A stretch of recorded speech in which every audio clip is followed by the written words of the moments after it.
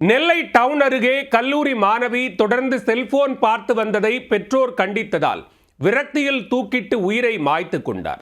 Police விசாரணையில் தெரிய வந்தது என்ன? நெல்லை டவுன் பகுதியை அடுத்து கிருஷ்ணபேரி பகுதியைச் சேர்ந்தவர் தர்மராஜா. இவர் பிளம்பிங் மற்றும் எலக்ட்ரிக்கல் வேலை பார்த்து வருகிறார். இவரது மகள் ராமலட்சுமி. இவர் திடியூர் அருகே உள்ள தனியார் கல்லூரியில் பிகாம் முதலாம் ஆண்டு படித்து வந்தார்.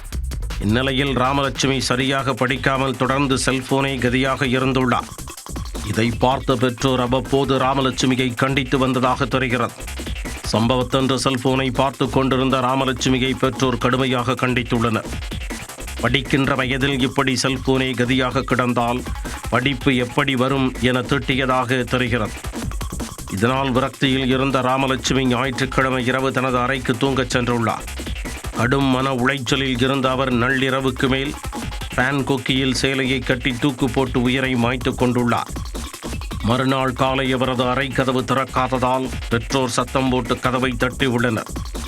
ஆனால் ராமலட்சுமியிடம் இருந்து திரும்ப பதில் வராததால் சந்தேகமடைந்தவர்கள் ஜன்னல் வழியாக எட்டி பார்த்தனர்.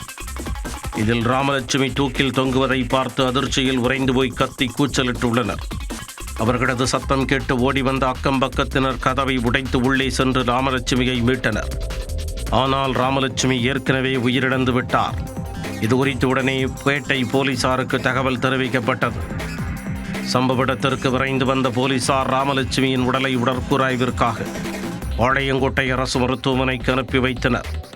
செல்போன் விவகாரத்தில் பெற்றோர் திட்டியதால் தான் பெண் உயிரை மாய்த்து கொண்டாரா அல்லது வேறு ஏதேனும் காரணம் உள்ளதா என்பது குறித்து போலீசார் வழக்கு பதிந்து தொடர்ந்து விசாரித்து வருகின்றனர்.